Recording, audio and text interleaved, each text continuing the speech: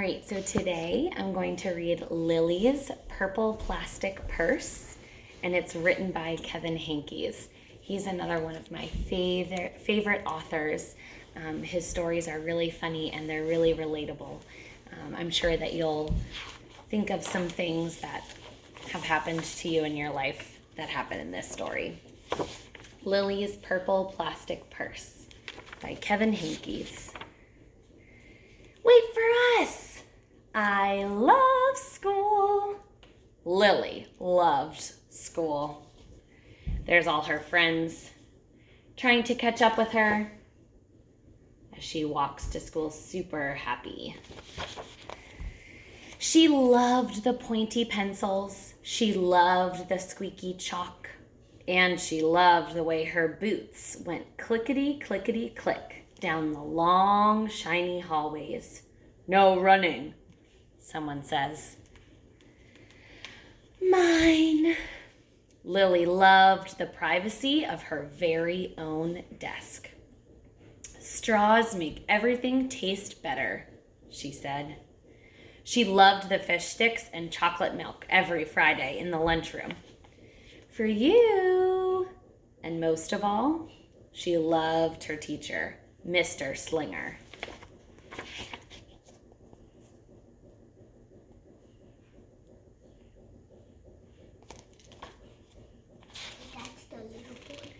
Mr. Slinger was as sharp as a tack.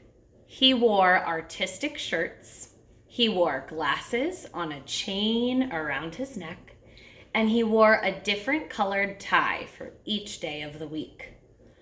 Listen up, he said to the class. Wow, said Lily. That was just about all she could say. Wow. Instead of greetings, students, or good morning, pupils, Mr. Slinger winked and said, howdy. He thought that desks in rows were old-fashioned and boring. Do you rodents think you can handle a semicircle? And he always provided the most tasty snacks. Things that were curly and crunchy and cheesy. I want to be a teacher when I grow up, said Lily. Me too, said her friends Chester and Wilson and Victor. So there's her teacher, Mr. Slinger.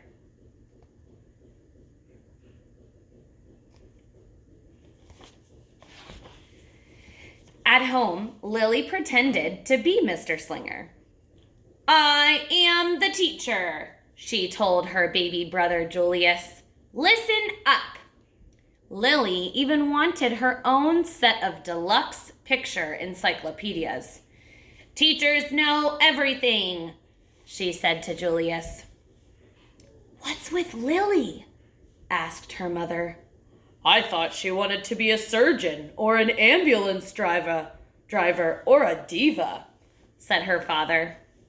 It must be because of her new teacher, Mr. Slinger, said her mother. Wow, said her father. That was just about all he could say. Wow. Whenever the students had free time, they were permitted or allowed to go to the light bulb lab in the back of the classroom. They expressed their ideas creatively through drawing and writing. Lily went often. She had a lot of ideas.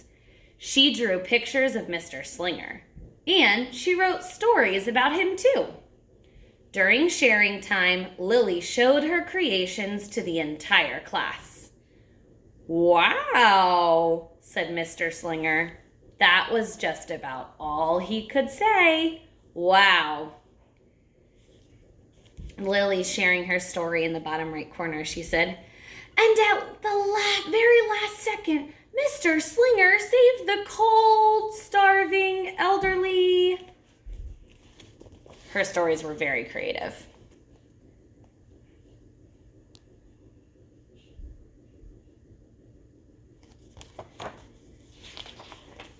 When Mr. Slinger had bus duty, Lily stood in line even though she didn't ride the bus. Lily raised her hand more than anyone else in the class, even if she didn't know the answer. "Call on me! Please! Please!" And she volunteered to stay after class to clap erasers. "I want to be a teacher when I grow up," said Lily. "Excellent choice," said Mr. Slinger. One Monday morning, Lily came to school, especially happy. She had gone shopping with her Grammy over the weekend. Lily had a new pair of movie star sunglasses, complete with glittery diamonds and a chain, just like Mr. Slinger's. She had 3 shiny quarters, and best of all, she had a brand new purple plastic purse that played a jaunty tune when it opened. So here's her in school. And here she is on Monday morning walking to school with all of her new fancy things.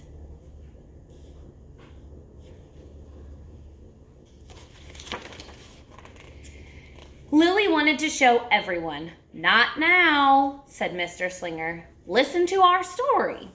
Lily had a hard time listening. "Shh," a friend told her.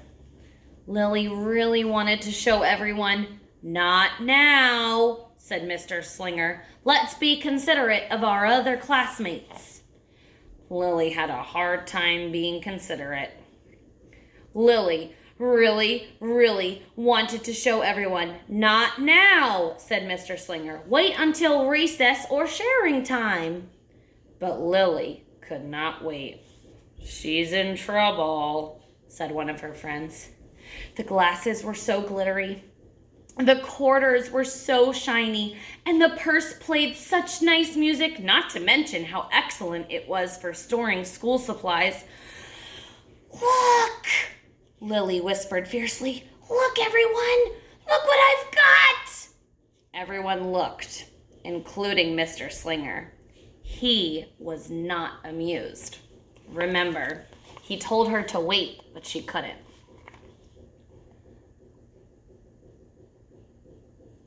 So finally, she showed everyone.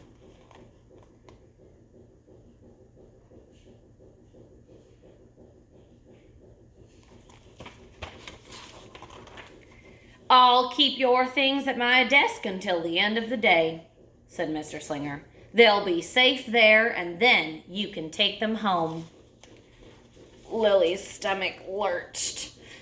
She felt like crying. Her glasses were gone. Her quarters were gone. Her purple plastic purse was gone. Lily longed for her purse all morning. She was even too sad to eat the snack Mr. Slinger served before recess. That afternoon, Lily went to the light bulb lab. She was still very sad. She thought and she thought and she thought.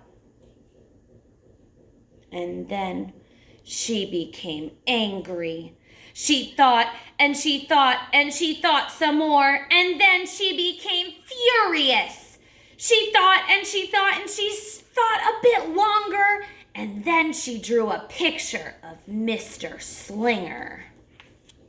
So there she is, handing her stuff over to her teacher. And it made her feel really sad. So later on, she went to the light bulb lab, but then she started to get angry. She drew a picture of her teacher. I wonder what it would look like if she's feeling angry. "Big, fat, mean Mr. Stealing Teacher! Wanted by the FBI. P.S. I do not want to be a teacher when I grow up." That was her note. Right before the last bell rang, Lily sneaked the drawing into Mr. Slinger's book bag. Here's the picture.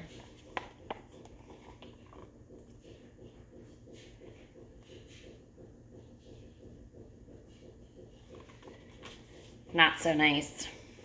When all the students were buttoned and zipped and snapped and tied and ready to go home, Mr. Slinger strolled over to Lily and gave her purple plastic purse back.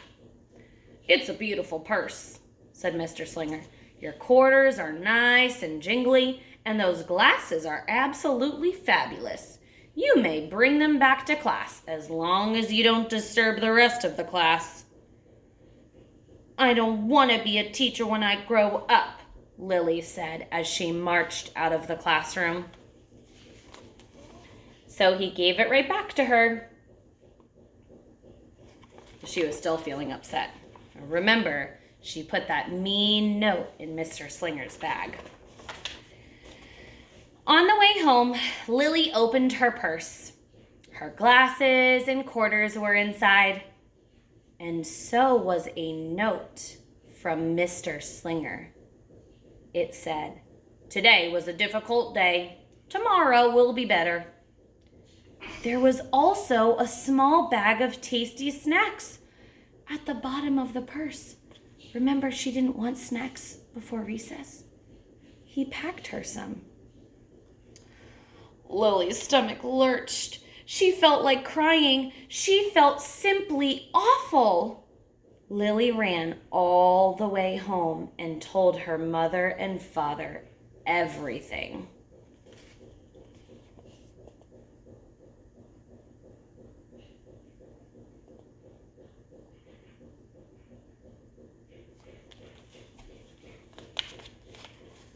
Instead of watching her favorite cartoons, Lily decided to sit in the uncooperative chair. "I'll stay here a million years for Mr. Slinger. Why does everything happen to me? 1051, 1052, 1099.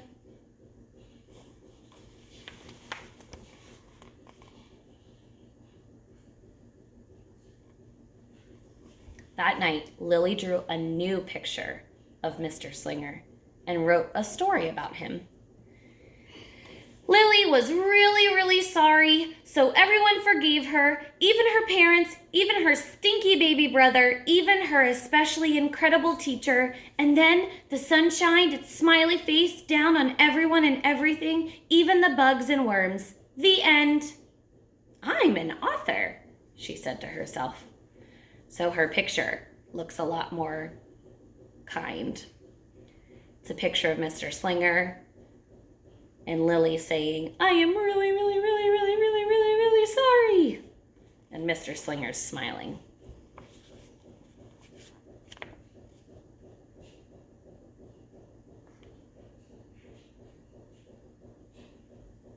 Do you think he will forgive her?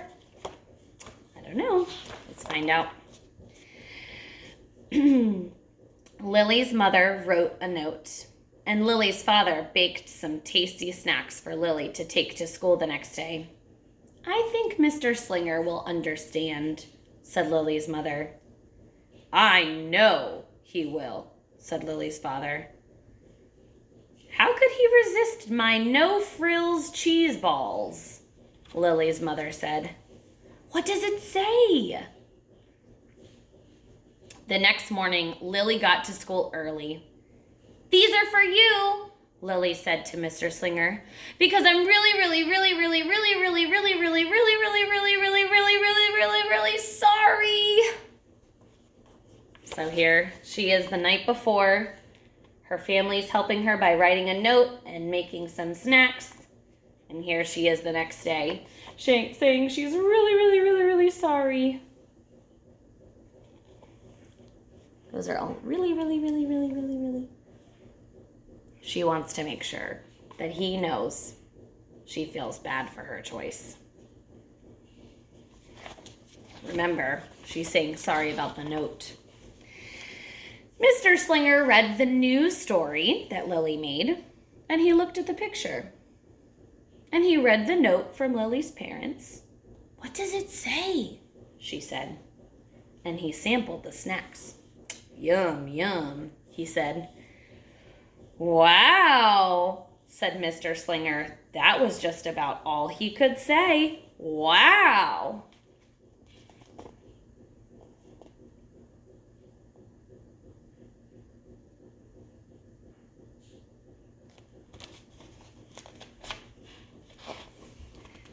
What do you think we should do about this? Asked Mr. Slinger. Could we just throw it away? Asked Lily. Excellent idea, said Mr. Slinger. He was holding up her not-so-nice note and asked what she thought that they should do with it. She said to throw it away. So then, later on, during share time, Lily demonstrated the many uses and unique qualities of her purple plastic purse, her shiny quarters, and her glittery movie star sunglasses. It's like having an extra pocket with a radio inside. 3 quarters are even better than a dollar bill because they make noise. Glamorous protection from harmful rays. This is her demonstrating all of her fancy new things with permission. Then she did a little performance using them as props. It's called interpretive dance, said Lily. Mr. Slinger joined in. Wow, said the entire class. That was just about all they could say. Wow. So there's Lily and Mr. Slinger dancing to the music from Lily's purse. Throughout the rest of the day, Lily's purse and quarters and sunglasses were tucked safely inside her desk. She peeked at them often, but did not disturb a soul. Right before the last bell rang, Mr. Slinger served Lily snacks to everyone's delight. What do you want to be when you grow up? asked Mr. Slinger. A teacher, everyone responded. Lily's response was the loudest. Excellent choice, said Mr. Slinger.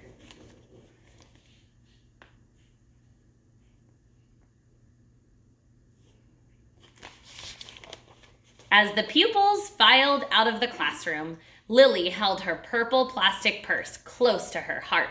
Mr. Slinger was right. It had been a better day. Lily ran and skipped and hopped and flew all the way home. She was so happy. And she really did want to be a teacher when she grew up.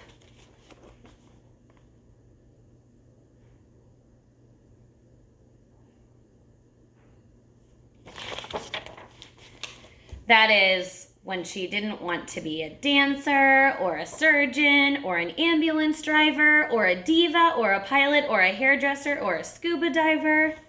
She really didn't know. That's the end. After reading this book, I want you to think of a time that maybe you brought something to school that you weren't necessarily supposed to bring, but it made you really happy, and how you were able to share it with some of your friends. And then I also want you to think about how Lily decided what she wanted to be when she grew up. So maybe you can think about that too. Thanks for watching. Bye.